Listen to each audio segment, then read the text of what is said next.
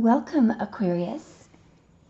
We're going to begin by getting a few cards from the animal spirit, well, the wild, unknown animal spirit deck. The major arcana in this deck are cards of the chakras, so there's 7 major arcana. Really interesting. So I'm just going to ask, get a little preview, a little comment from Spirit about the energy around you, or maybe something relevant and important. I feel like 2 more. For Aquarius, please, 1 more. Here we go. It's definitely wanting to break right here. So this could be you, because this is air in this deck. This is earth. Now, there's very specific meanings to both of these cards. So this is an interesting energy that I have not seen before coming from you. It's possible that you may be thinking, the grass is greener on the other side. You may be thinking, oh, I'm going through such difficulty. Why do I have to go through this? And the idea of this card is sort of to remind you that no one is exempt from all the trials and tribulations of this existence here. And what you may not know is that you're sitting pretty, basically. You know, I know that some of you may really not feel that way, but this is a little reminder from Spirit that, you know, it's not that you're not appreciating where you are, what you have. Well, it could be that. I don't mean that in a, you know, I don't mean that in an insulting way. I think the idea here is more to inspire and encourage and support you, that you're doing so much better than you think. And it may appear to you like the circumstances are just not the way that you want. But, you know, what Spirit is saying here is that if you go ahead, write it down, if you had exactly what you think you want, you may feel exactly the same, or, you know, you may realize that it's not really that important. It's not relevant. It's what's on the inside. Also, there is a suggestion here that you might be sort of idealizing someone else, thinking that someone else is in the ideal situation. Spirit is saying, no. You have no idea. Spirit just wants you to know that there are important things about everything that you've been through. So in a nutshell here, there's a temptation to, and I feel like this too, just downright wishing that life were easier. But there's also a suggestion here that there is a great mystery behind everything that you're going through and have been through, and you will see how this all makes sense. And when you look back, you will get to a certain point where you look back and go, oh wow, why didn't I just enjoy that? So Spirit wants you to maintain your enthusiasm, basically. Now, have a look at this elk that's totally nosing into your business here. It could be an earth sign. You know, it's interesting that we have a moth and a heavy old elk here, because the moth sort of represents this idea of, you know, being kind of jittery and flying away, and, you know, the moth makes these jerky, you know, movements in its flight. And I'm not saying that that's what you're doing, but just, you know, there's a sort of a suggestion here not to make any impulsive or hasty decisions. Try to imagine that there is a real brilliance to this journey that you've been on, and it includes the difficulties and the hurdles, especially those. I think every single one of you, I want you to just stop right now and look at the way that you react to things. I bet that you would agree with me that you have developed an enormous amount of tolerance and patience, what you can tolerate and survive, without the way that I bet you notice that, the way that you respond today to people who are irritating or challenging or downright, irresponsible and unreasonable is much more calm and steady than it was years ago. That's because of your massive amount of ascension that you've done, and it's really not possible to garner that unless you've literally been through the death forest. If you want a guide to get you through the death forest, which everyone dies in, don't you want to be guided by someone who actually went through the death forest and survived? Well, you are a master of that, okay? Now, let me just tell you why I think that elk is nosing into you here. Frankly, I mean, there could be an earth sign around you. However, I think you're going to be quite shocked when you hear the actual interpretation of Kim Kronz, who created these cards. So, following on the line of what I was just talking about what you have developed inside, the elk personality is stable, resilient, and headstrong. Whether you are male or female, if you are an elk personality, you have core values that you know and you've developed. These are not values that other people have taught you. These are values of yours, your core values. Elk personalities become known and respected for acting in ways that uphold those values. Sometimes the elk's ego can become inflated, but for the most part, they make really good mothers, fathers, lovers, and friends, and the world needs more elk energy. This energy, it's not about material support. It's about underlying support and stability amidst life's many changes. So when elk personality is in balance, it is supportive, kind, and consistent.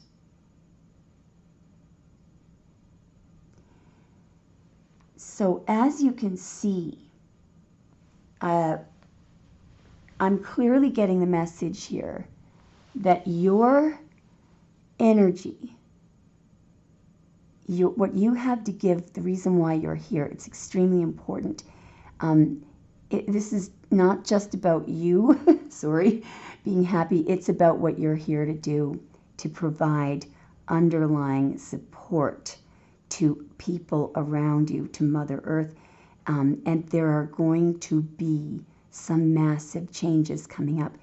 At the end of the day, at the end of Judgment Day, no, I'm just kidding. I'm not kidding, actually. At the end of the day, these changes, these massive changes, are incredibly good. They lead to the 5D ascended Earth. However, there will be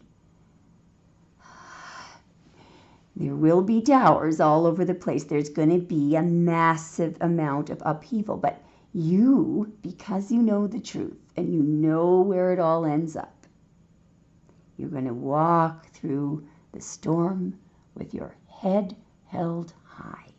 And you won't be afraid of the dark. At the end of the storm, there is a golden sky and the sweet silver song of a lark. Walk on with hope in your heart, and you will never walk alone. Some of you might recognize those lyrics, but that just immediately got imported into my mind. So this reminder, this at first I didn't realize. I understand now why that came out. You guys, poor Aquarius, it can never be just for you, right? In other words, the importance of you straightening out this energy is because you're here to do work for spirit, and you've got to be, no joke though. That's what the message is here. Okay, now then. So I'm going to give you the really unusual advice that Kim Kranz has to bring these energies into balance. These are very weird suggestions, so feel free to dismiss them. To bring the moth energy back into balance, because when the moth energy is in balance, it is enthusiastic, okay? And when the elk energy is in balance, it is supportive, kind, and consistent. When it's out of balance, there can be sort of a pretentious, high and mighty attitude. When this is out of balance, we get jittery feelings and wishing that you were somewhere else or someone else, and idealizing other situations and other people. So to bring the moth energy back into balance, all you have to do, according to Kim Kranz, is pick one thing, one unfinished project, and finish it. It can be as small or as large as you like, but just pick something and just finish one project that you started. So, and to bring the elk energy back into balance, she suggests that when you eat consciously.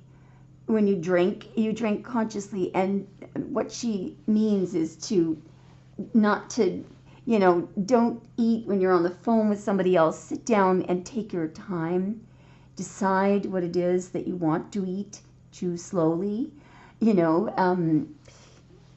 hydrated. That type of thing.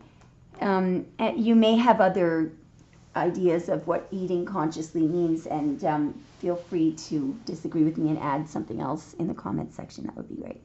Okay, so before we go to the tarot, sorry I've been yakking away here. Is there something else that would be helpful to know? Yeah, I'll say. Okay, now we've got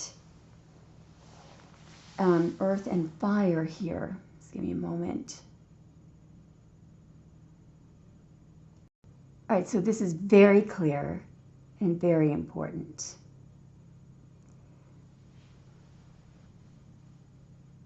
What these two cards tell us is of vital importance to you right now. Your insight and your ability to know the truth, to know something before it happens, to see something before it actually manifests. It's like you have a sixth sense. It's a mixture of being telepathic, artistic, and spiritual. You have a type of sensory perception that is beyond our five senses.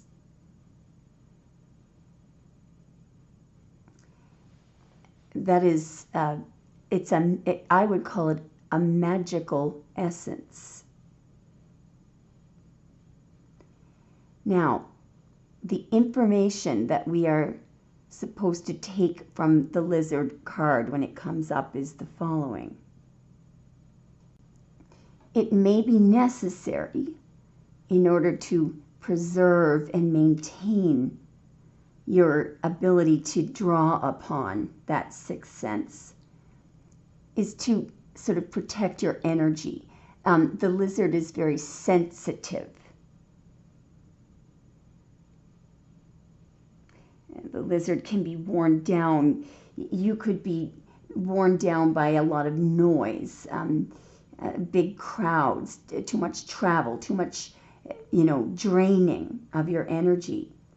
And so these situations can actually make it very difficult for you to access that magical essence.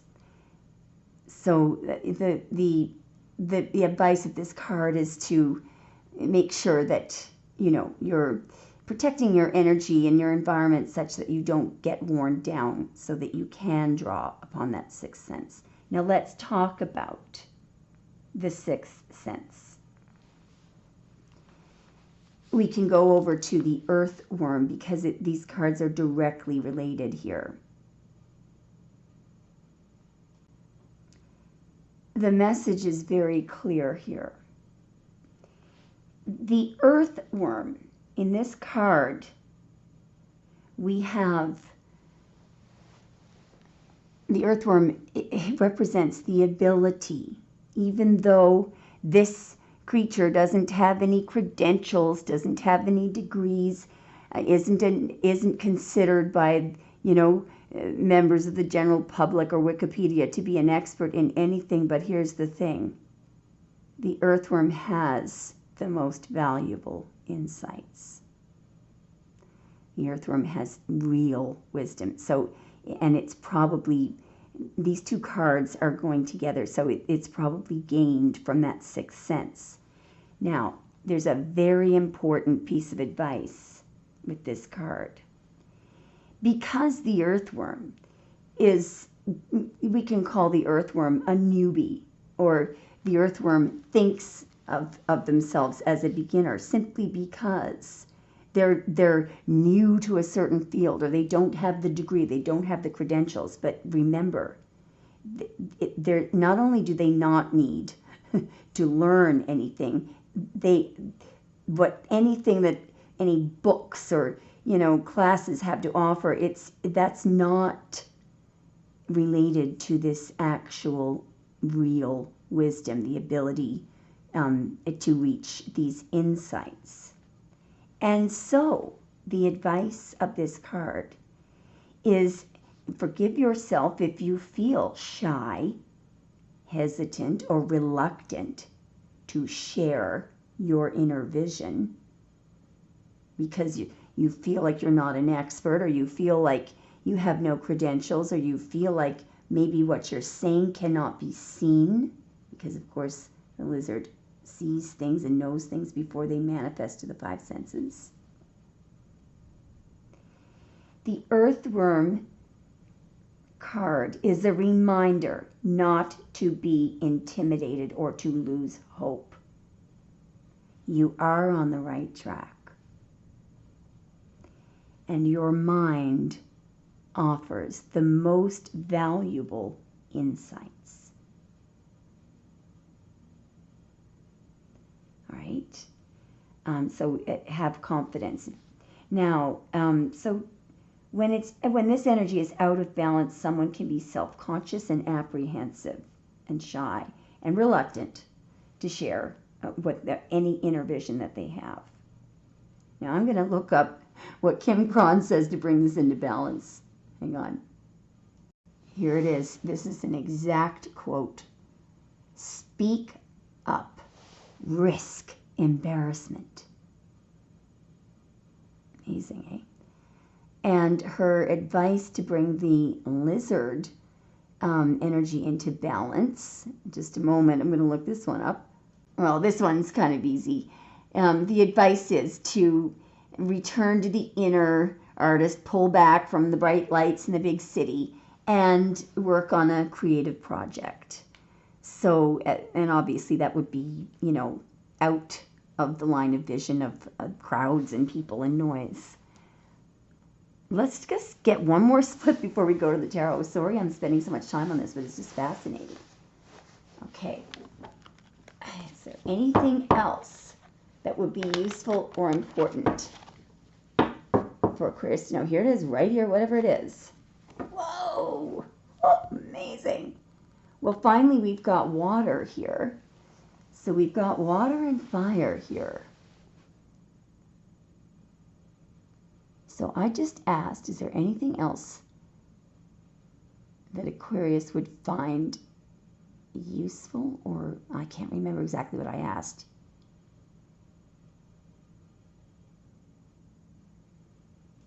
Again, this is a very specific message, and these cards go right together.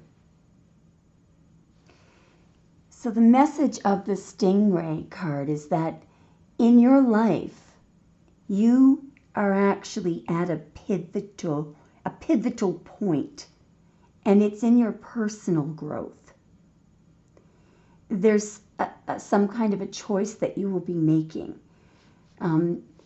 There's going to be a temptation to choose what feels comfortable, the old way of doing things. What's easy and comfortable and familiar. But there's something, I'm not going to say correct, but the other choice doesn't feel comfortable, okay? It doesn't feel familiar, and it may be, you may perceive it as being challenging. It's new. We will find that if you choose this, I mean, this choice point will come up again and again and again until you take the new. All right. I don't know what this is exactly, but the main reason why there is a tendency with the Stingray card to choose the easy and comfortable, believe it or not, it's not a lack of confidence because you don't feel good about yourself. It could be an inability to garner the confidence or develop the confidence or develop your sense of self, or really, there's an idea of a spine here because of pressure or opinions from family or friends. So in other words, whatever choice, this choice point will resurface again and again. The only way to get this choice point to stop coming up is when you choose the new. Okay? It has to do with wanting to grow, choosing what is right for you, being in your dharma. The reason why it will come up over and over if you keep choosing the old and familiar is because I'm going to use quote unquote correct. If what you want to do is to grow and be in your dharma, in other words, be engrossed in what you were meant to do or be on your path, in a comfortable, where things seem to be vibrating beautifully and you're sailing along, smooth sailing. The only way to get there is to choose this thing that appears uncomfortable and unfamiliar. You might think, well, how do I know what it is? You'll know because there's a force that is very strong. Your inner self is developing here, and it wants to be in its dharma. So it will grow and grow and grow to the point where it will be eminently clear in what it is that you were meant to choose. Okay, so no pressure and no rush. To bring this energy into balance, she suggests to move through the discomfort. When it's out of balance, there's a tendency to blame others, which which, believe it or not, tells me that it probably is their fault. But the tendency to blame others is, I mean, what's that going to do? Yeah, it's true. Somebody did make your life difficult. It is their fault. But blaming others is just something you can do, but it doesn't move you and along and lift you out of their out of their pit of despair, right? Okay, so, and also once you make this shift, choose this new path, even though it feels uncomfortable, you'll be so happy when you get into the groove of your dharma. There, you won't care a darn, about who caused, in fact, you'd probably be thinking to yourself, thank God they were terrible, because it forced me to choose this path, and now I'm doing what I was meant to do, and I have confidence. You get the idea. Now let me just talk about the Tiger card. This card is all about lunar forces, and believe it or not, I believe the reason why she chose the tiger is because, there's this, the female tiger hunts at night. She has no fear. So, I mean, the idea there is there's literally zero fear. But what is it about this hunting at night? It's dark, it's quiet. The idea here is to be one with the silence, to ease into this darkness and cherish your lunar energy. These are lunar forces here. Your spiritual energy, your receptivity. All of these energies apparently are heightened around midnight. And the idea here is not to fear. There's no fear. Do not fear. And the reason why these cards are so incredibly related here is the stillness and the quiet of the night. There's nothing to fear except one thing: the awakening of your own inner power. So no fear.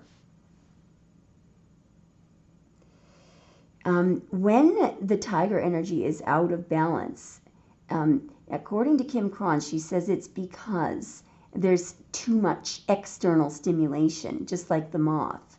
Okay, so again, I'm just looking at what she suggests to bring this into balance. Light a candle and stare at it. Candle gazing. It's interesting.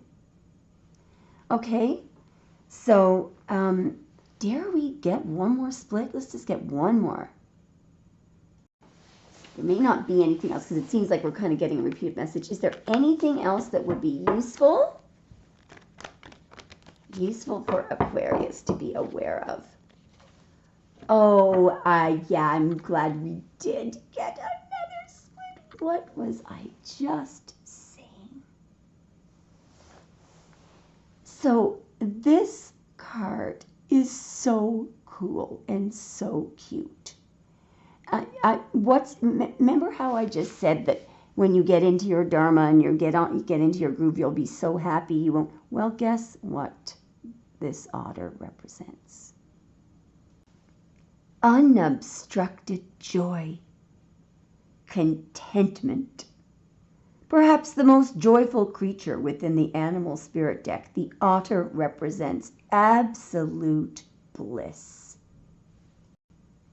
They have a giddiness and reverence for life itself without the presence of doubt, worry, or skepticism. Imagine yourself with a little more otter energy. What would life look like? What would it take to bring you there? The otter card begs these questions and wants to transport us to that precious place as soon as possible. The celebration awaits. No kidding, this is exactly what the guide says about this card. The otter is full of love and needs nothing. All right. to bring it into balance, you're supposed to dance. Dance part of your celebration. But anyway, I mean, the idea here is if you've done all these things, you would already be in balance. And I believe the reason why the elk card is there again, well, I think that it could be one of two things or both. It's either that you have harnessed the energy of being stable and resilient, you know, and maintaining your core value, or it's someone that is now teaming up with you. Could be a lover or, you know, someone that you join together with, a lover or a friend, you know, a committed partner. Incredible. Okay, now let's look at the tarot and see what else comes out. All right, so what is the message? What is the main message? What is the message for Aquarius in this reading, please? We have the message for Aquarius. In this reading, I'm just going to pause the tape to shuffle a little more, just so I'm not wasting your time. All right. So specifically for fixed air. All right, so in for, what do we have? Ooh, maybe not. About two more. What do we have for Aquarius, please? One more. What do we have for Aquarius, please? What do we have? Okay, it's right here. For Aquarius, please.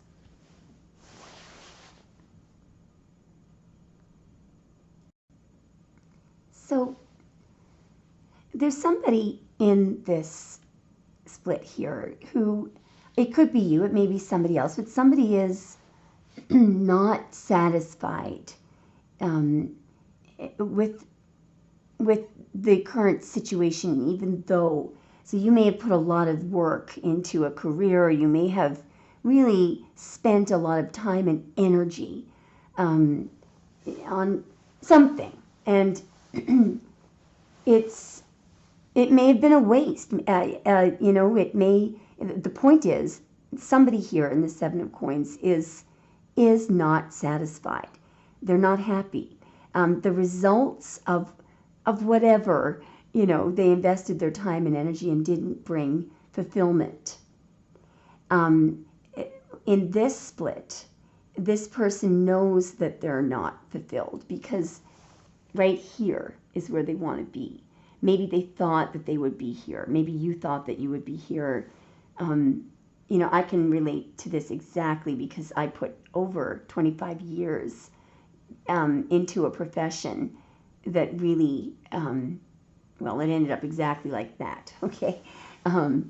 So, you know, that's just what happened.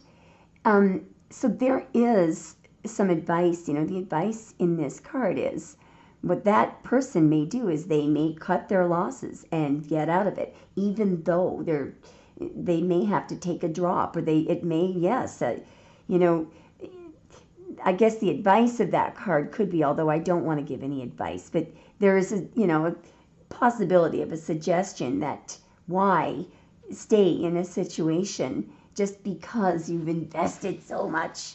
You know, I've heard people say that before. Oh, well, we might as well try because look at all this work that we put into it. Well, if you're not happy, you're not happy. And it's not, look, nobody, things may have happened that nobody could have predicted. All right, so now, and along the journey, remember that the mystery of the tapestry of life, there's a reason even for this choice point here in the Seven of Coins. All right, now, notice that we have Pentacles and Cups. I can't help, this may be, you know, glaringly obvious, but the Ten of Cups, I mean, people look at that card and they say, oh, it's about having a lover and having children. No, well, it's about, I'll tell you what it is about. Emotional fulfillment, total, utter, being emotionally spiritually, it's completely fulfilled, happy, truly happy. So the Ten of Cups could be,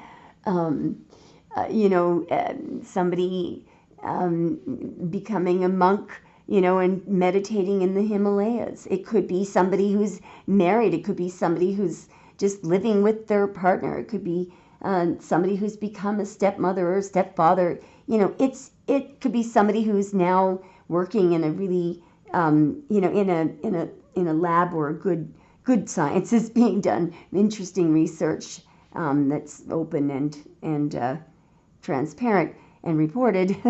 You get the idea. It's what fulfills you, and it's true fulfillment, which means that it's not based on having some material thing. You could have a lot of material things in the Ten of Cups, but the point is, this emotional fulfillment it's on a realm that you can't burn it, you can't wet it, you can't move it, you can't touch it, you can't taste it.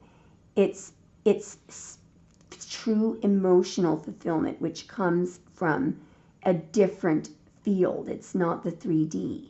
Okay, it's that something. Okay. Now, true happiness. Okay, let's keep going. Let's keep going. So that's Saturn in Taurus. Saturn restricts. This is Mars in Pisces. Mars is a fiery planet. Okay, let's keep going. Can't wait to see this. Okay, something is trying to break here. There's 3 coming out. Oh. Ow. Wow.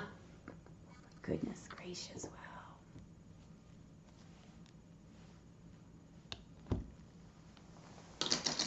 wow. Just dropped my glasses. Aquarius, your readings are always very, very rich in meaning and deep. I literally have to pause the tape here while I breathe this in. So I'm just going to give you a very simple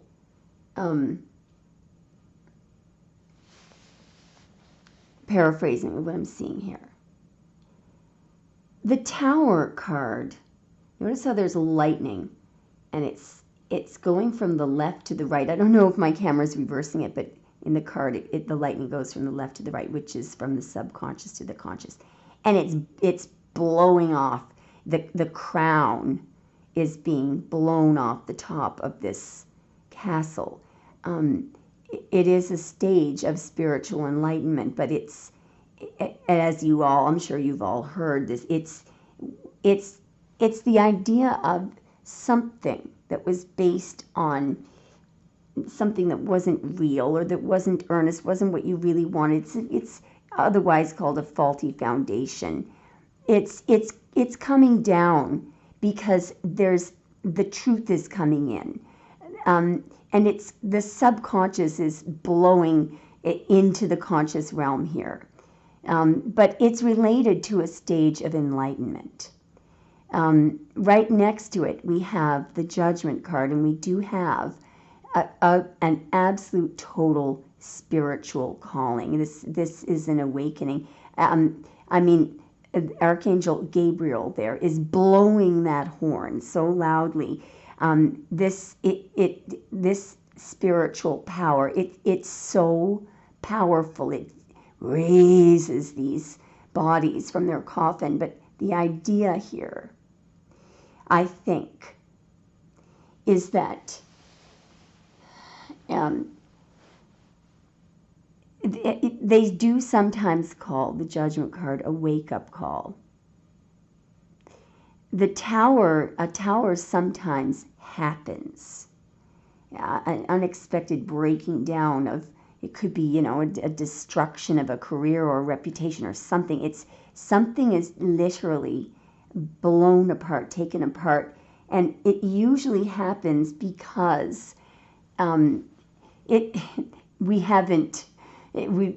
may have spent a long time not discontinuing something that we were supposed to discontinue. This could be a marriage that was based on a faulty foundation. It could be a huge, it could be a monarchy that was built on lies and deceit and betrayal and murder and, horrible things that happen. Well, here what's happening is Spirit is no longer putting up with this. The other idea here, is that power, the spiritual power, the horn of the esoteric there in the Judgment card, what it's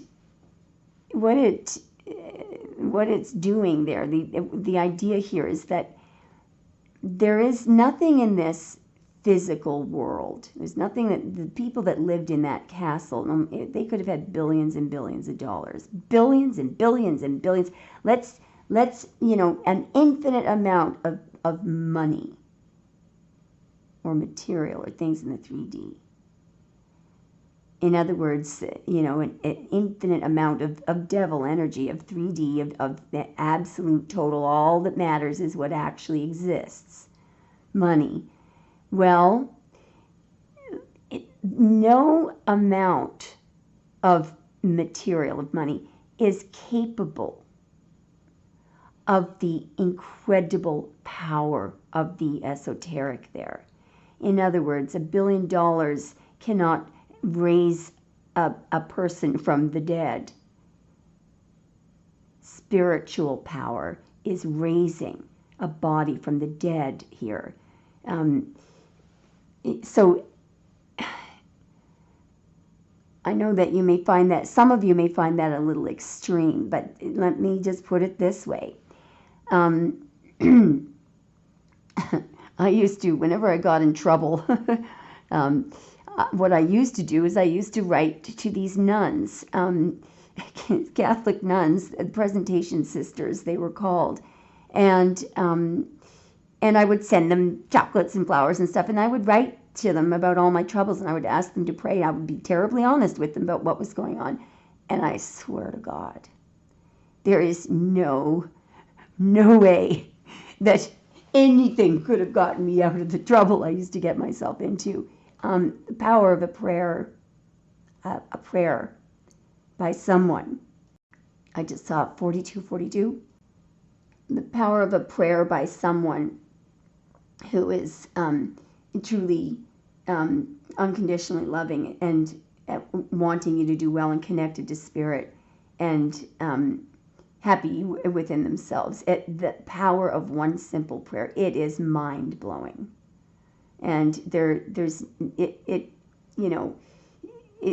that is something that the devil is keenly aware of. Okay, the devil thinks it's absolutely hilarious that people put their faith in him. He's aware that compared to the spiritual realm, he ain't got nothing. Okay, he just incites fear. That's all he does, and undermines everybody's confidence and makes you think that you don't have enough, which is what this person in the Seven of Coins probably is figuring out. Okay. Now, there's one additional thing that could be going on here.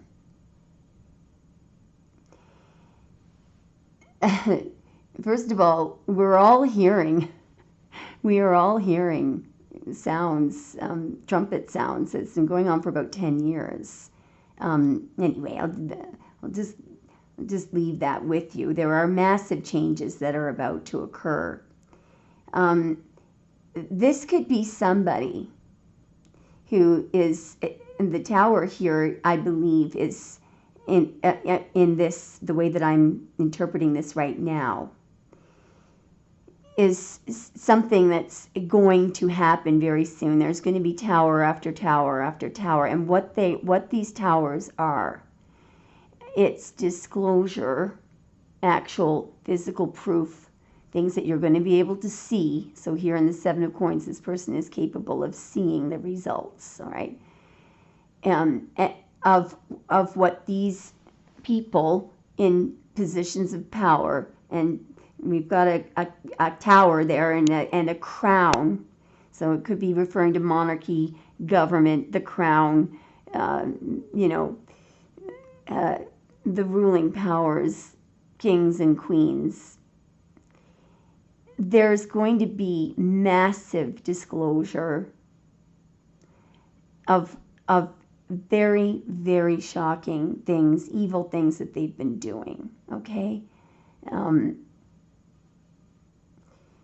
And it is so shocking what's going to be presented one after another. It will be, they say, you know, the truth is stranger than fiction.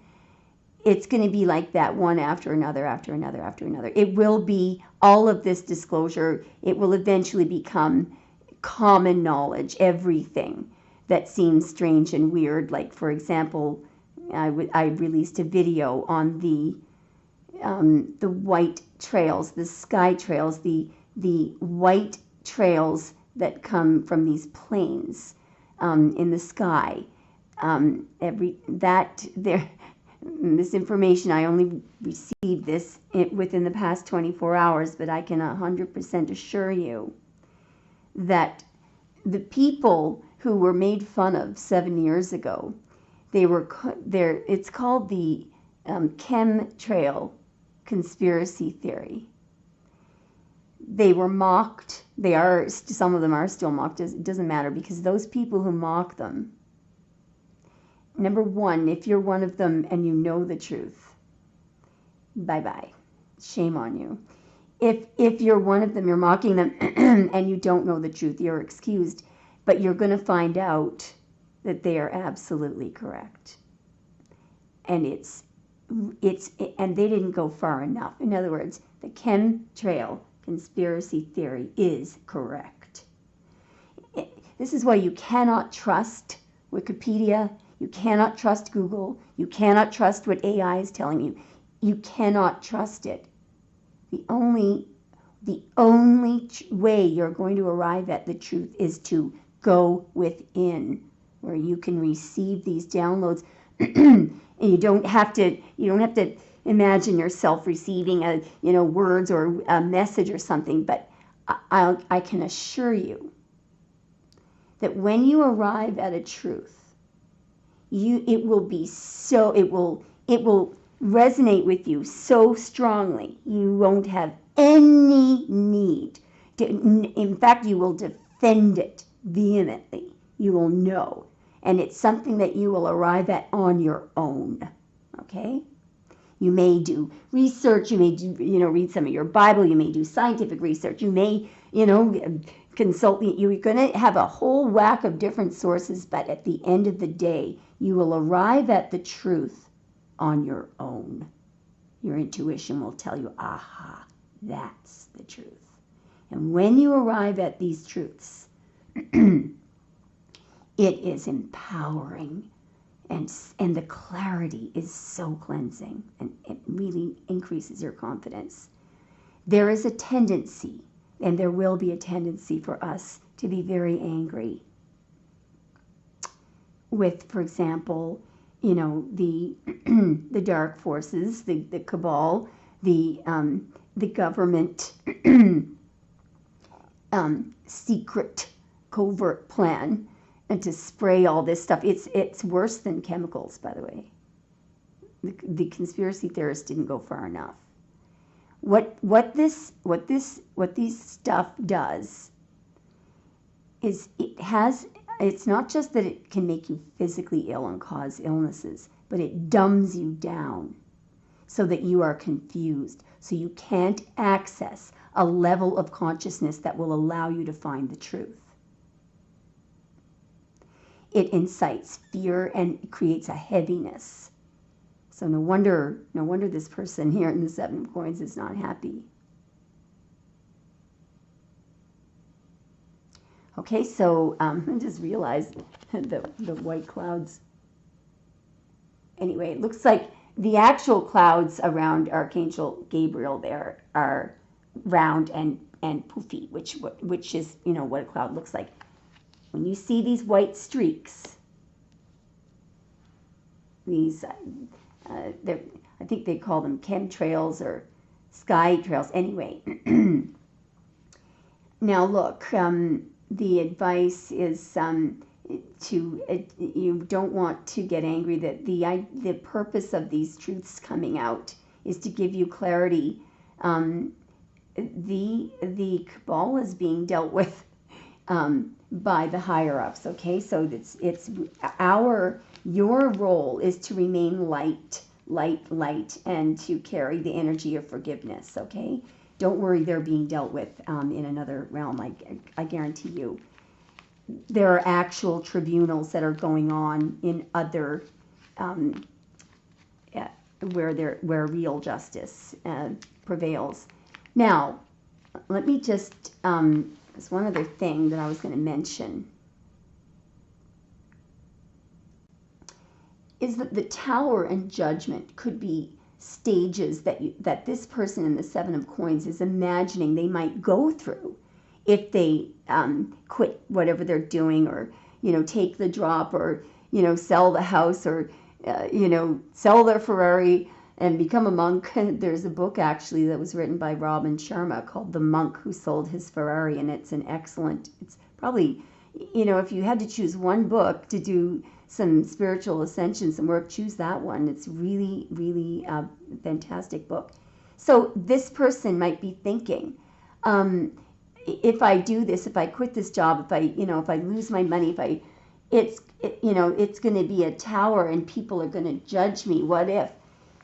It could be something like that. So they could be thinking about that. But remember that whatever, the tower here, remember that the tower is a stage of enlightenment, okay?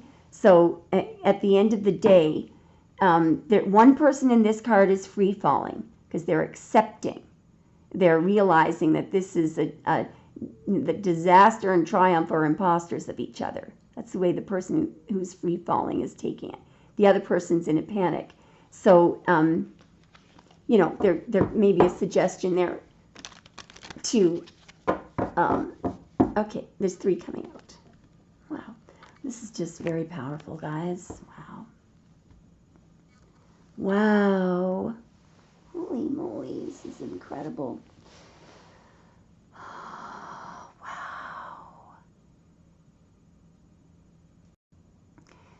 So, the Four of Swords represents another state of spiritual enlightenment. It's Jupiter in Libra. Jupiter expands, but what's happening in the Four of Swords is, do you see how this man has become golden? The story behind that card is that it's a soldier who prepared his coffin or dug his grave before he went to war, because he thought, well, if I die here, I've prepared my coffin, I've prepared my grave.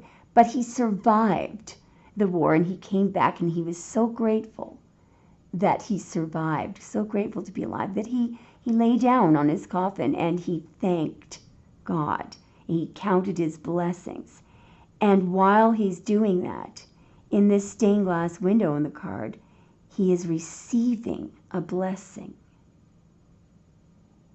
It's also a card of healing, quiet, clicking with the divine, rest after strife. In the Chariot card, there's water. There's a river right there that the Chariot has crossed over, and what it represents is what they call the abyss. The Chariot has crossed the abyss. The Chariot has gone from one realm to another.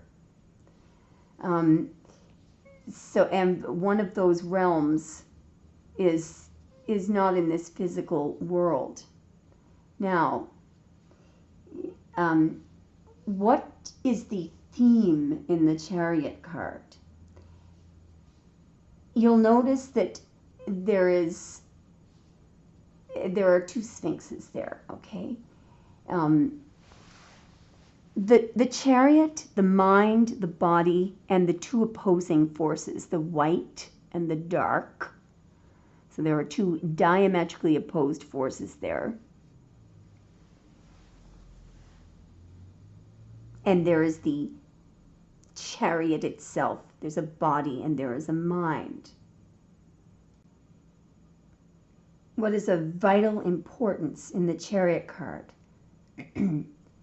is that the mind is under control. The reason why the chariot has been able to cross the abyss, to go from one realm to another, is because that mind was not allowed to run the show. The mind is like a live wire when it is not under control. A live wire next to a bathtub of water. The mind, you could think of it as a physical thing, like a robot, and it runs there's a dialogue that runs through it. When the mind is not tempered, when there's no ability to hear the true essence, to be in tune with the other realm, to be in tune with spirit, it is impossible to cross the abyss, to get into the other realm. It's impossible.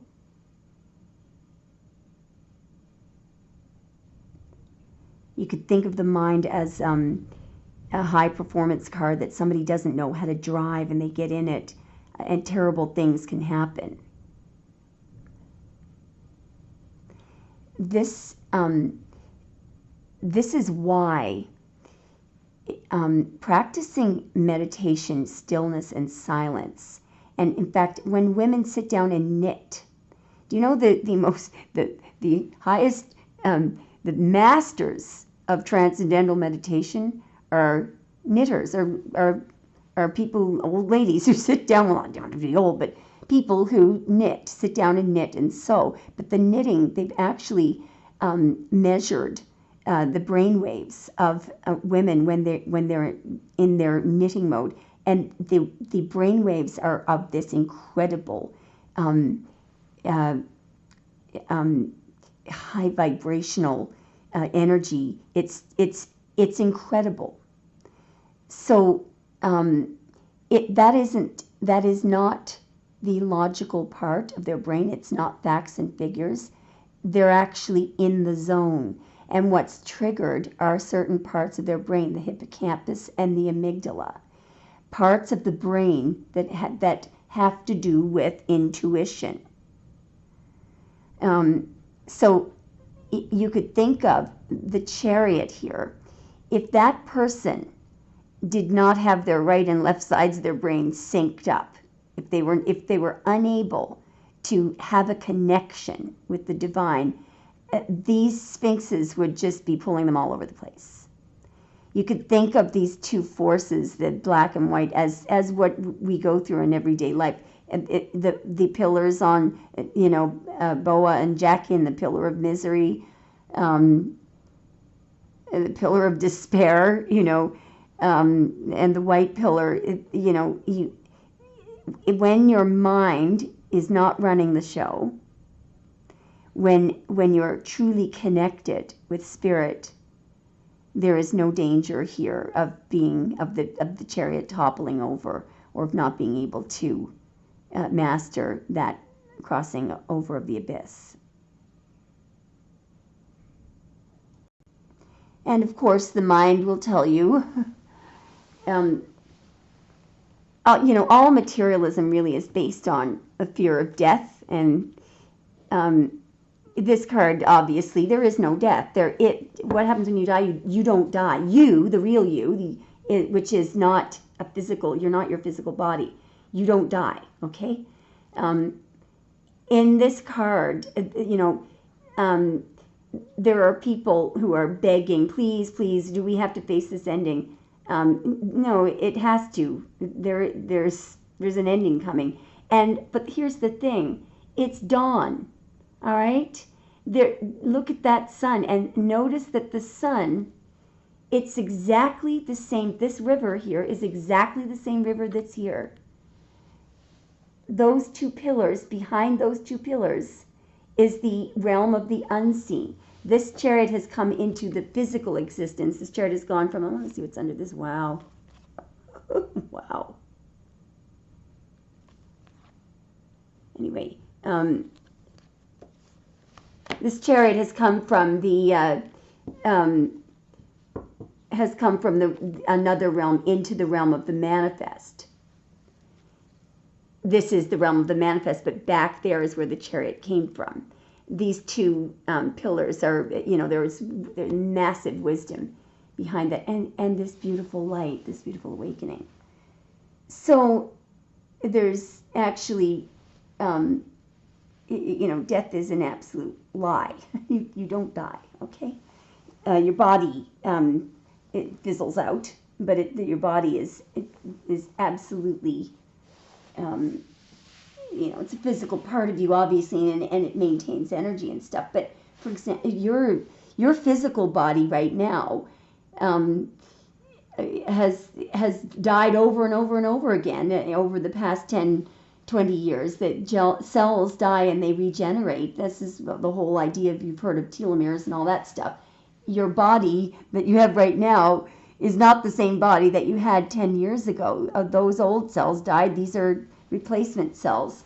The reason why we start looking old is because replacement cells, the telomeres malfunction, and it's all because of 3D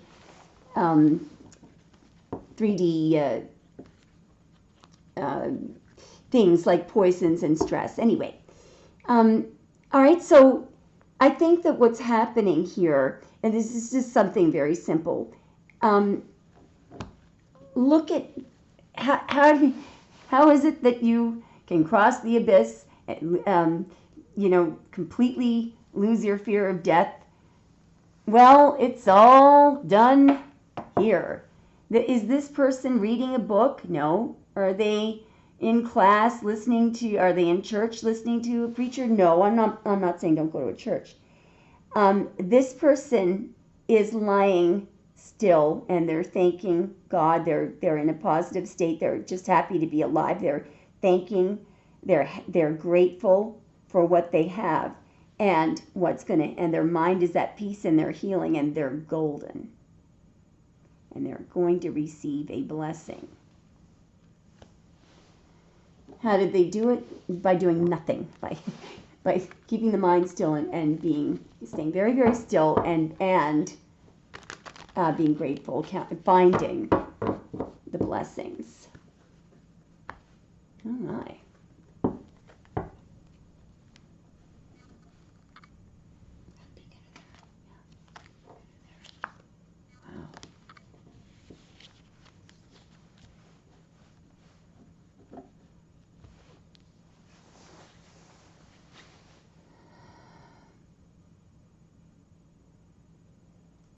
You're going to think I'm crazy when I tell you this, but I'm going to tell you exactly what I think this is.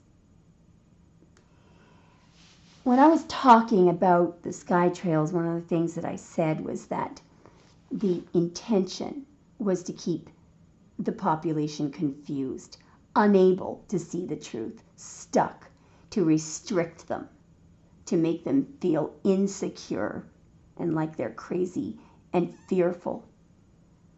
And having their mind full of all sorts of anxiety. Well, here's what and look how there's some haze, in that sky. Here's the impact of not being able to, here's the impact of what happens when you allow the mind, because this is Jupiter in Gemini, where these thoughts are running wild, they're expanding. Just thought, though. So it's logic and intellect running the show, and it's creating absolute, total, utter confusion, and she can't see the truth. She's feeling insecure, restricted. She can't move. And she feels like she's going crazy. Well, that is making a lot of sense. In fact, if we all feel like that right now, it would make sense. Because we have, so when you look at these moons here, okay, there's a sun eclipsing a moon, or a moon eclipsing the sun, that we don't know which. But we've got the moon, and we've got a moon here. We've got 2 8s, and we've got Jesus Christ over there. No joke. There's the firmament. There's the waters on the waters, and the firmament in between. Now then, whether you realize it or not, our rotation on our axis is not supposed to be counterclockwise. That was done on purpose by very dark forces a very long time ago. You could call them the archons. And we have naturally 12-strand DNA, not 2-strand. What we've been told by scientists is junk DNA or mitochondrial DNA. That's DNA that should be active. It has been deliberately deactivated by the dark forces, which are being taken out, okay, at this very moment by the galactics. One of the things that we desperately need in order to be able to have a direct contact with the truth, and to not be stuck, and to be able to tell what is true and what is not, and what is right and what is wrong, is we need to be exposed to all sides of the moon. And right now, currently, there is one side of the moon that we are never allowed to see or to be exposed to, and that borrowed light is essential to the activation of DNA that is now lying dormant because of the archons. So this is all going to be corrected by the galactics very soon. I know some of you may think this is crazy, but it is true. So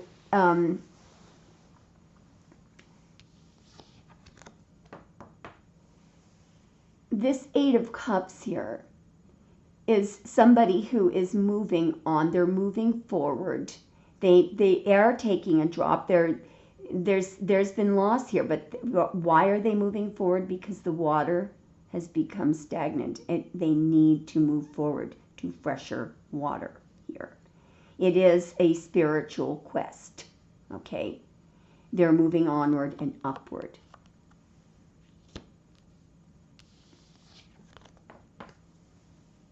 Now, over here, we have somebody who is very focused on doing something. They're doing it very well. They may be posting, they may be preparing.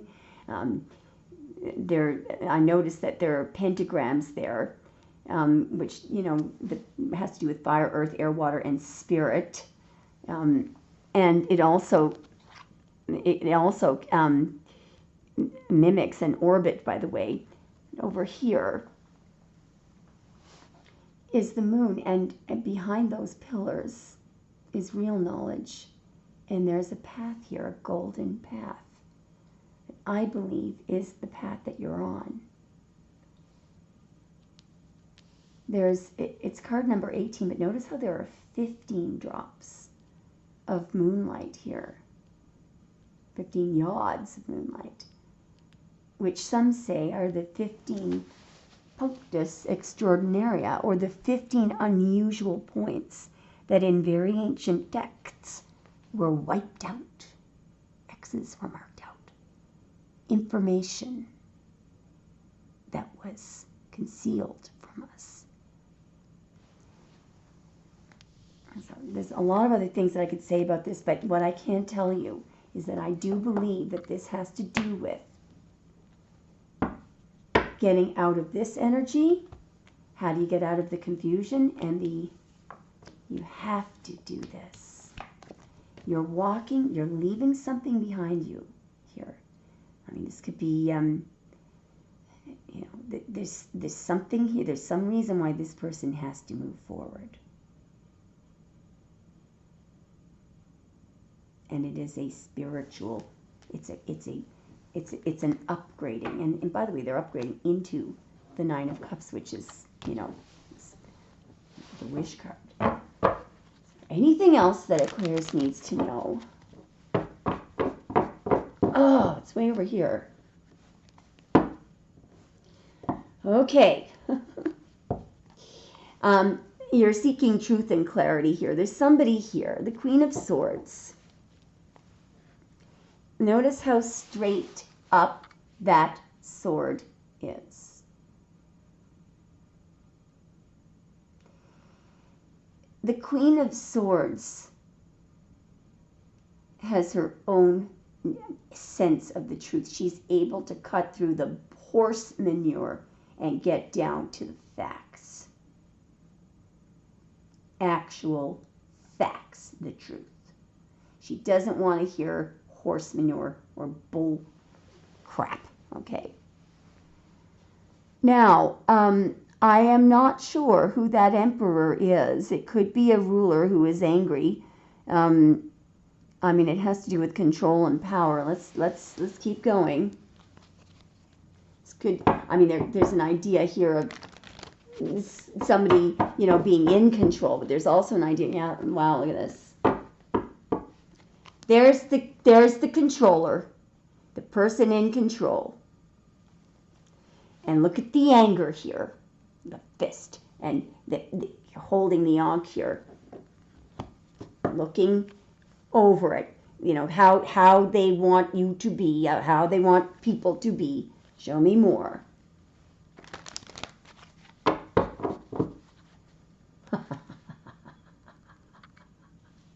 I mean,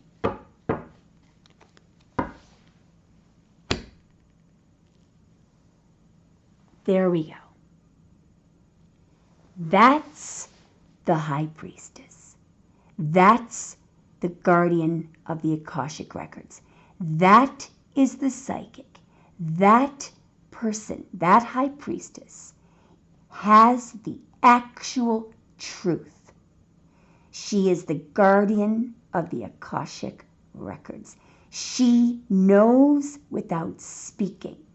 She is pure intuition, pure psychic energy.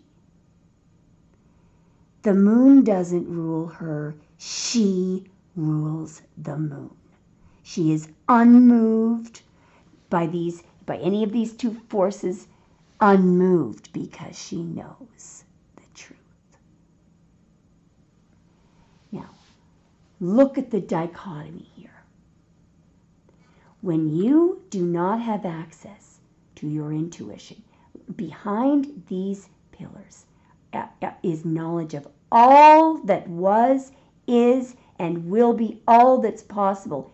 Everything, every prelude composed by Chopin, every flavor in the world, every molecular bond, all the knowledge, science, physics, everything that is possible, can, will, could, and would be, everything. Every possible combination and permutation for all of eternity. All of the knowledge is there.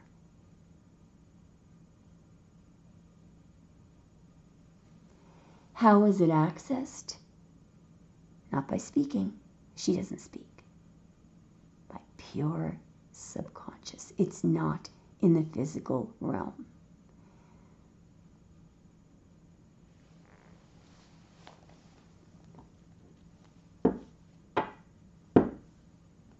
This is what the dark forces have done to us.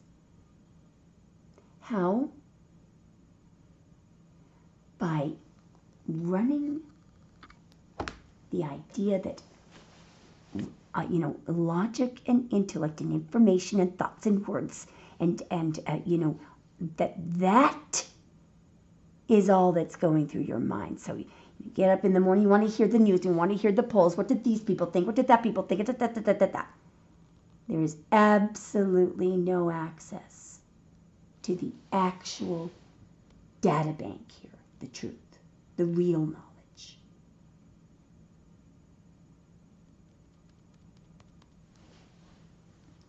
Part of this person's brain isn't functioning. You know.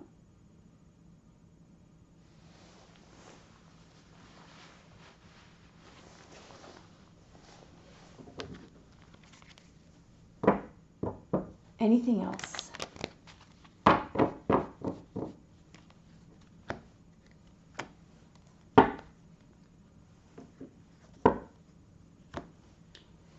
Yeah.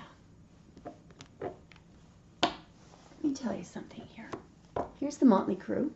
Here's the people causing the noise, the partying, the distractions. We have two archetypes here. We have the High Priestess, which is Major Arcana card number 2, and the Empress, which is Major Arcana card number 3. Do you know, now the Empress she's guards the inferior Garden of Eden. The High Priestess guards the superior Garden of Eden. Why is this inferior and this superior? Well, for one reason. Where does the Empress, where does this water come from? Where does the Empress in the physical world get the water to, to give her ideas, to promote people's businesses, to inspire people to make things grow? Where does she get her water? She gets it from the High Priestess. It comes from here. This is in the subconscious realm. If it were not for the water from the High Priestess, the Empress wouldn't be able to manifest anything. I'll tell you something else that's really interesting. And here's all the, the people that, look, where did they get all that stuff? All those fruits and, their drinks. Well, probably from the Empress, but how did the Empress create it? From the water, the High Priestess. Now, guess what, Aquarius? I'm going to end this reading off with one little cool fact.